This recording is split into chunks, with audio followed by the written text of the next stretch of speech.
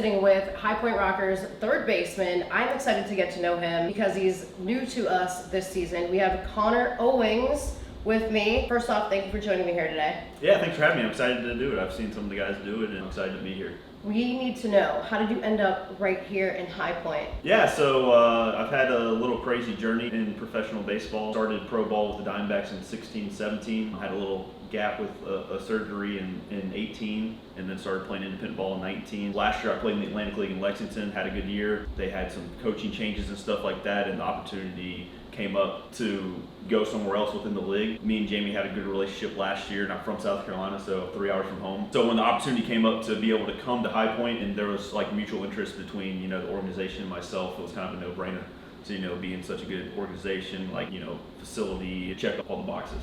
Ultimate goals here this season while you're here in High Point?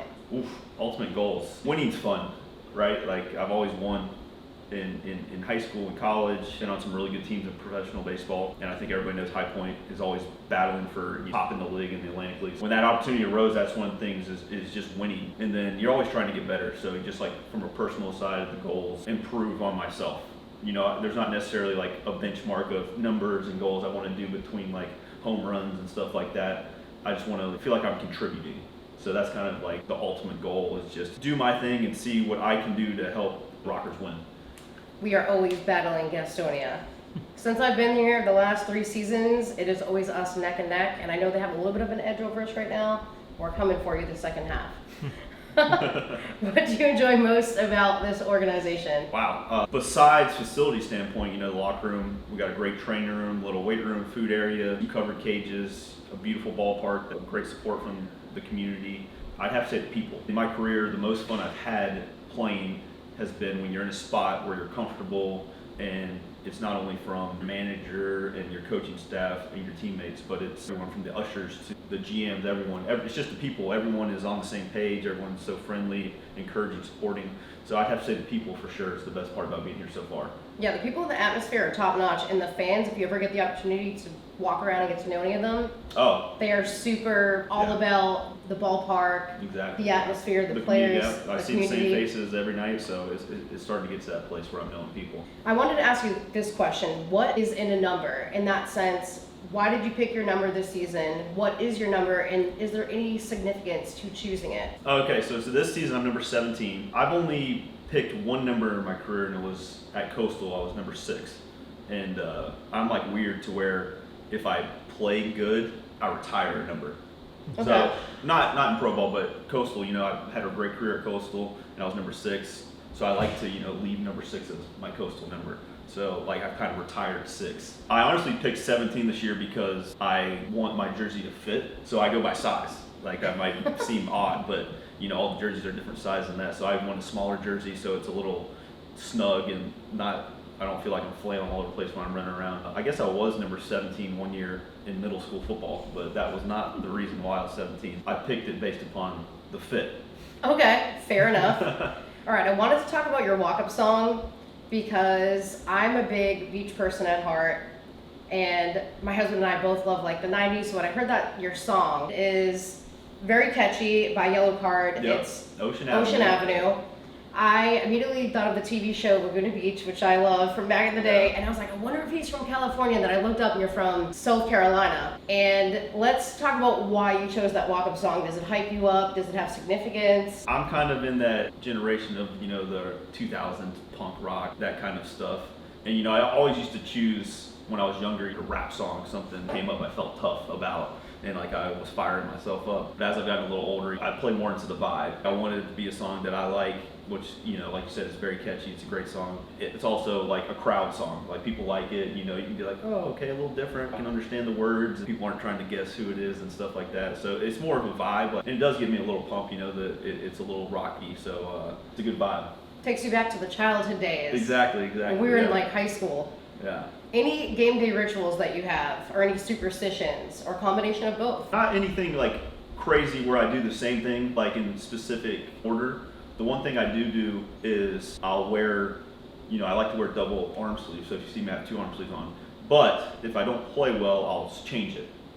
I'll switch to tape, I'll switch to 1, I'll switch to nothing. My bat, if I don't play well, I will always retape my bat. after a game. That's like kind of the two things. The biggest thing's my bat. Like if I don't play well, I'll clean it off, retape it, show it some love, try to get it feeling good for the next night at the ballpark. What do you like to do in the off season, both for fun and then as far as training, food intake? Do you have a specific regimen? Yeah, so off season is always different every year. You know, we're always looking for opportunities. A lot of time, especially for myself, the last couple of years, I've been trying to play. I've been trying to play some winter ball. The winter of 22-23, I was super fortunate. I went to Australia and played winter ball in Australia, which was amazing. If anybody ever gets the opportunity to go there, it's beautiful. I was in Perth. The people are amazing. This last off season of 23, I was in Mexico for about a month playing. Had a great time, great experience. I still live at home in the off season with my parents, so I got a lot of friends that I played with at Coastal or some of my best friends. Like my best friend he's the recruiting coordinator at Alabama baseball. So him and his wife and kid live in Tuscaloosa, so I'll go see them. I have buddies, two of my best friends in Charlotte that I played with, go see them. My brother and nieces live in Scottsdale, so I'll go see them. My other brother lives in Charleston, so great excuse to go to Charleston. The off season's built around. Go see all my friends, all my family that I don't get a sniff time to see during the season. Try to enjoy that. And then also, like I said, playing, that's kind of the main goal every year is to keep that rot going in winter ball. A lot of people probably don't know the process of winter ball. For a guy like myself that didn't really have a lot of affiliated time or made it to the big leagues, winter ball is a huge thing for us because it's a great competition. You can make a little money. You get to expose yourself to different places and scouts and stuff like that, and then work out and stuff. I still do a lot of my college workouts. I actually do all my stuff in my high school. We got a great facility in my high school. My high school coach and the principal and athletic director and stuff like that are super awesome with letting me use the facilities and stuff like that when the kids aren't there and stuff. My college workouts and stuff like that. It's funny, I'll take my mom to the school with me and she will feed me the machine. She's like my little hitting coach in the off season. So she's always feeding me the machine and stuff like that. So shout out to my mom. And then from a food standpoint and stuff like that, I try to eat super healthy. For those who don't know, I had a kidney transplant in 2018. So that's kind of a big shift, and not only trying to be a top-notch athlete and be in shape and continuously like getting better and stronger, but just trying to look after myself and my health. And I was super fortunate. That was when I needed the transplant. That was my only issue. There's so many people that have, when they're getting transplanted, that I noticed and realized from the doctors and stuff when I was there that have diabetes, heart condition, and stuff like that. So just trying to fight off the things I control like that and be as healthy as possible to be in the off season for sure. Food is definitely medicine. Ryan and I talk about that fairly often. I didn't know that you had a transplant. We'll keep it very brief, but how are you able to persevere and get stronger through that circumstance? A lot of great articles that have been written. A guy named Ryan Young who used to work for Coastal and Myrtle Beach, read in depth about it. But it's just some short story. I was just something I was born with. Didn't find out about it until I was in college, and my mom was my donor. So my mom, my hitting coach, my donor. She's doing a lot for me. Take on that challenge and like I don't want to say like a building block, but just being something to such a big deal to overcome something like that with Caroline and her cancer and stuff like that. Being able to battle something, it makes other things seem a little easier. So just trying to always keep that in the back of your head that baseball, no matter how much it's our game or my life, career, it's still just a game. And keeping a perspective like that and stuff like that. Just always keeping that in the back of the head. Well, thank you for sharing that intimate detail with myself and also the High Point Rockers fans. Positives and negatives about playing third base. I know that's a tricky position. You're either playing up, if you're thinking somebody's going to try to bunt, you might get rammed down the throat, or you're trying to watch the cutoffs. Exactly. Let's discuss third base. Third is an interesting position. I'll play a little outfield, a little first, so I kind of move around. But I played a lot of outfield in college. I didn't really start playing third until professional baseball, so it's one of those things I kind of learned on the fly. Especially at third, it's good because you don't have to think about it, right? Everything happens so quick, it's just reaction. You don't have time to think about it. On the other side, everything happens so quick. Like you said, if you're playing in, somebody hits one down your chest, You better have the glove there. You gotta have the glove ready to roll. So so that's, everybody knows in baseball they call it the hot corner for a reason, and that's always what people say, but it's for sure, you gotta have your head on a swivel over there. It's the fun part about playing third because you can't really relax. You're in every pitch because, like you said, you never know what's gonna happen over there, so you better be locked in.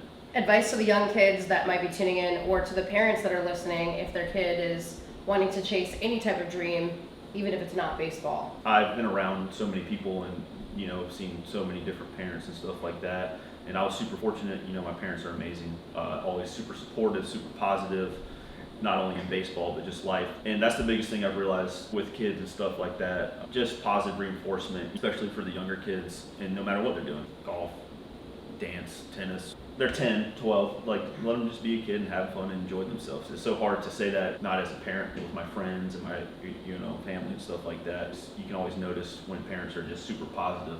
That's the biggest thing that I would say from being around parents and my parents. The best thing that ever for me was just that positive reinforcement always, and just encouragement. No matter if I played bad or I played great, it was always the same reaction from them no matter what. So that's always something that it is great to look for. It sounds like a lot of the High Point Rockers players here had a pretty decent upbringing, because a lot of the players that I talked to about that same question, they answer in a similar way, where they talk about their parents having a positive influence and just always encouraging them to be their best and have fun and enjoy what they're doing at that specific time. Let's switch it over and kind of segue into where you're from, Okay. But let's discuss your time at Coastal Carolina. You've already kind of poked the bear about it a little bit. Yeah, I was super fortunate from a small town outside of Columbia, South Carolina called Gilbert. I'm sure some Rockers fans are aware. I have two older brothers. My middle brother, Chris, was a super high draft pick and has been in the big leagues for a long time.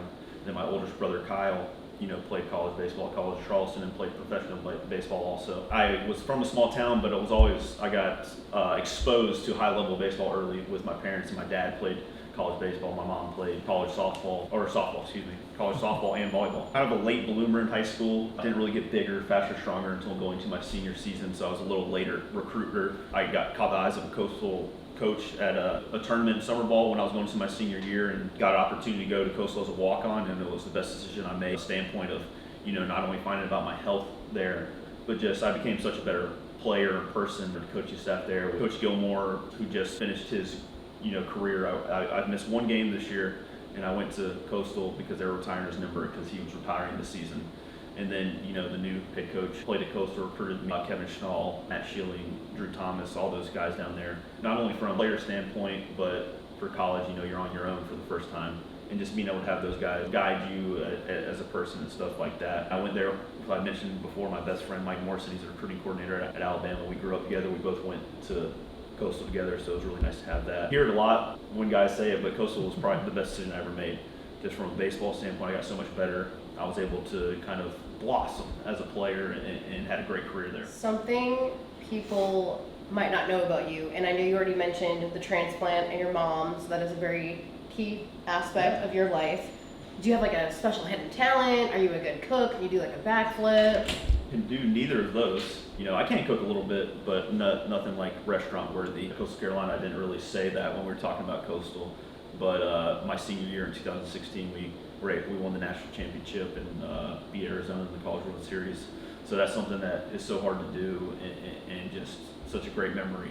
Couple quick rapid fire questions, because I know we have to wrap up soon because you guys have a game tonight. I appreciate you joining me here today, and I know the High Point Rockers fans are enjoying getting to know you, as am I. Favorite ice cream flavor? Oh, chocolate, always. Who is your mentor, if you have one? My brother Chris, Kyle, and my dad kind of were just huge influences with me, similar ages, and I got to see them when I was in middle school and a freshman. They were in high school. So I just really tried to, see how they carried themselves. And like I said, with them being in professional baseball for a long time, I know that wasn't a quick answer, but. That's a good answer, though. Reading or listening to podcasts, if you had a choice? I am a big podcast guy, so I'm going to go podcast. Home cooked or takeout? Home cooked.